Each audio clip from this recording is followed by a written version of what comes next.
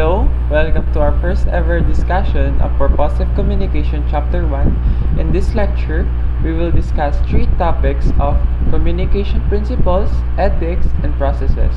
The first topic that we will discuss will be the semantics of communication, and next is the elements of communication, and lastly, communication theories and models. Let's go on to our first topic, the semantics of communication. The first semantic of communication is linear perspective, wherein communication is the process or act of transmitting a message from sender to a receiver through a channel and with the interference of the noise. It simply tells it is a one-way process of communication wherein the sender only delivers a message and the sender doesn't receive a feedback. For example, a presidential candidate decides to record a speech and broadcast it on television. The president wishes to communicate with an audience, therefore he is the sender, the speech is the encoded message, the television show is the channel, and the people viewing the broadcast are the receivers. The second semantic communication is interactive perspective, wherein communication is the activity of conveying information to the exchange of thought, messages, or information, as by speech, visuals, signals, writing, or behavior. It simply tells it is a two-way process of communication wherein two or more persons exchanging thoughts, ideas, information, for example, brainstorming with your classmates. The third semantic communication is etymological perspective, wherein the word communication is derived from the Latin word communis, which means common. The definition underscores the fact that unless a common understanding results from the exchange of information, there is no communication wherein exchanging thoughts, ideas, and information with common understanding. The fourth communication is symbolic perspective, wherein communication uses symbols to represent things, processes, ideas, or events. These symbols are arbitrary constructions that represent a communicator's thoughts. For example, mute people using hand gestures as their primary communication. And lastly, pragmatic communication, wherein pragmatics define communication as any sign-mediated interaction that follows combinatorial, context-specific, and content-coherent rule. Pragmatics is the study of how words are used, often known as sign and symbol analysis. A pragmatic example is how the same word may have distinct meanings in different contexts. The study of how individuals react to various symbols is an example of pragmatics. Our second topic will be the elements of communication. The first element of communication is the sender, wherein the sender is the origin of message who encodes feelings, ideas, thoughts, and emotions into some form of a message. The process begins with a specific intention or purpose from the sender. This is called the speaker's information. Similar with the linear perspective, it is also a one-way process wherein the sender doesn't receive feedback. The second element of communication is the receiver, wherein the receiver hears or listens to whatever kind of message is delivered by the sender. The receiver's decoding process to interpret a message depends on various physical, psychological, sociological, mental, contextual, and cultural factors. According to Nelson, all individuals are unique who have inherited certain characteristics and develop others as a result of their families, friends, and education. To sum up, the receiver is the person who gets the message and tries to understand what the sender wants to convey, and then responds accordingly. The sender is the encoder, and the receiver is the decoder. The third element of communication is the message, wherein it is considered the substance of any communication flow. Messages establish connections or links among the communication interlocutor. The messages are constructed verbally, non-verbally, through semiotics, and visually through signs and symbols. Verbal messages uses words by the sender for the speech, while non-verbal messages are paralinguistic features that may support or contradict spoken messages. To sum up, message may be written by the sender and the receiver, wherein the sender encodes the message and the receiver may respond to the sender through message. The fourth element of communication is the channel, wherein encoded messages are sent by a medium called channel. It is a means of sending information. Sound waves carry the sender's voice when a message is delivered orally.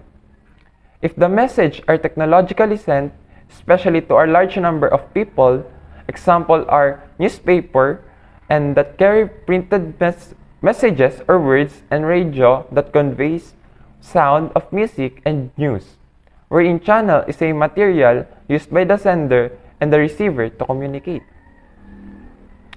And the last element of communication is the noise, wherein noise is anything that blocks or interferes for the communication to be successful. Noise can be physical, headache or illness, mental, daydreaming, auditory, vehicles honking their horn, psychological such as depressed or stressed, or even visual, sunlight in your eyes. These are considered barriers that can affect an individual communication. To sum up, noise is anything that interferes with the communication process between a speaker and an audience. Let us go on in our third topic, communication theories and models. Communication as a phenomenon can be further understood if there are theories that would allow people to explain how and why events occur differently in any communication settings. West and Turner define a theory as an abstract system of concepts with the indications of the relationship among these concepts that would help understand a phenomenon. These are the following theories from West and Turner. The first theory is symbolic interaction theory. This focuses on self and its relationship to the society. It thematically refers to the significance of meaning for human psyche, the introspective self-concept, and interaction of a person and his society. To sum up, symbolic interaction is an approach used to analyze human interactions by focusing on the meanings that individuals assign to things in the world around them, including words and objects. The second theory proposed by West and Turner is uncertainty reduction theory.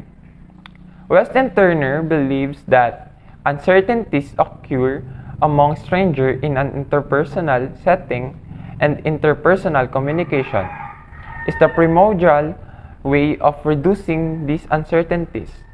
To sum up, uncertainty reduction theory attempts to explain how human beings utilize communication strategies to reduce uncertainty regarding other human beings. The third theory is organizational culture theory. Organizational values are better understood if its members develop a sense of organizational reality. Culture plays a significant role, for it varies across organizations. To sum up, organizational theory is defined as the underlying beliefs, assumptions, values, and ways of interacting that contribute to the unique social and psychological environment of an organization.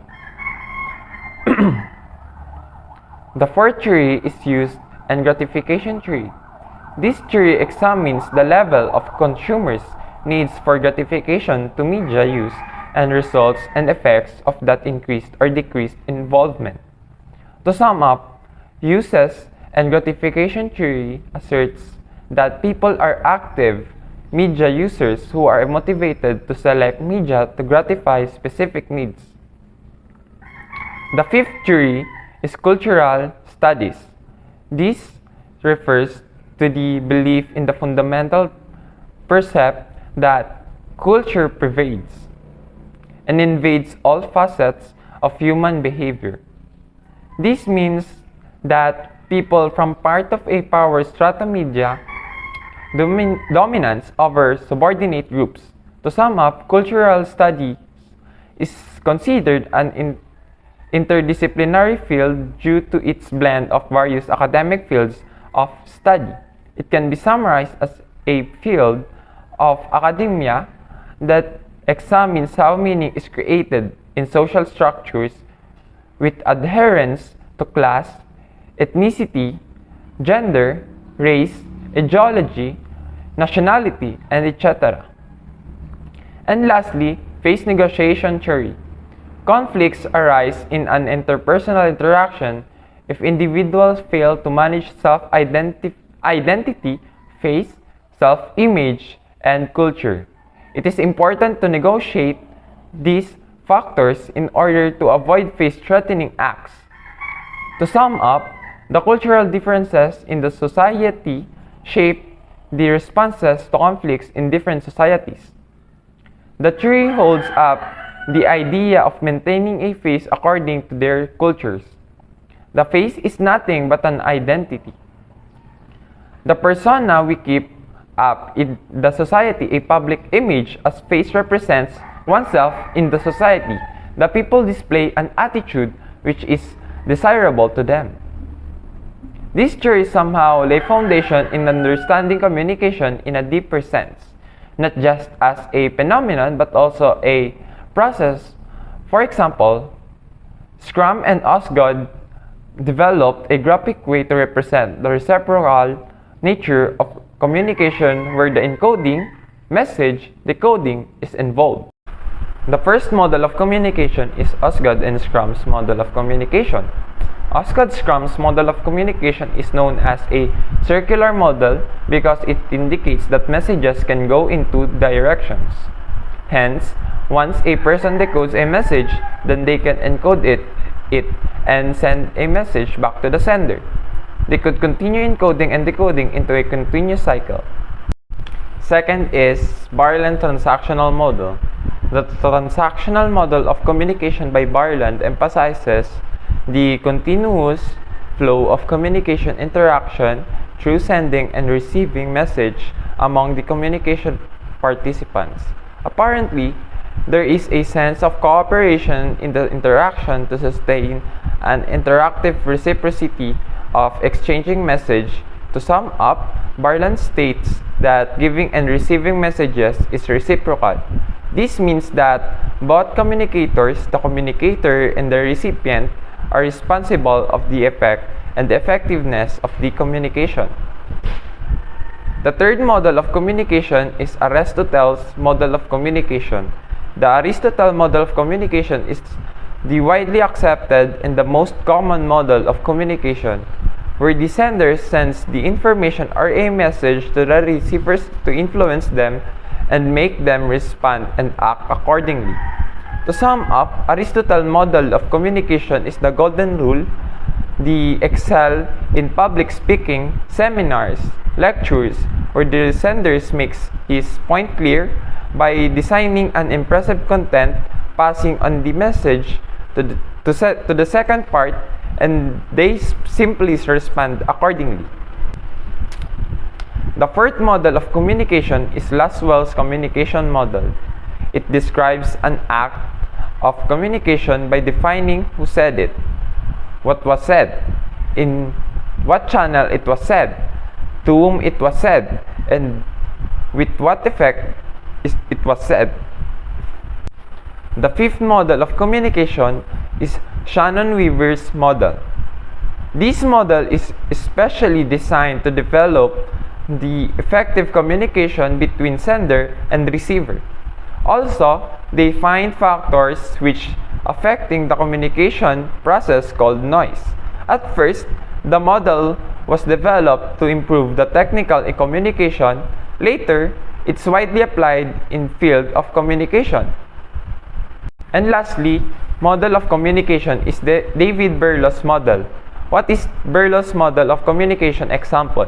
According to Berlow, Effective communication occurs when the sender of a message and its receiver are on the same level or a roughly similar. For example, if a speaker has exceptional communication skills, the receiver should have comparable listening skills for effective communication to occur between them. Before we end our discussion, let us know why English is important as our second language. These are the reasons why. The main reason is that English is an international language of different countries. 400 million people around the world speak English as their first language. Not only that, but English is listed as one of the official languages in more than a quarter of countries in the world. That's a lot of new people you can communicate with just improving one language. Second is, although learning English can be challenging and time-consuming, we can see that it is also very valuable to learn and can create many opportunities. Third is, it can help you get a better job.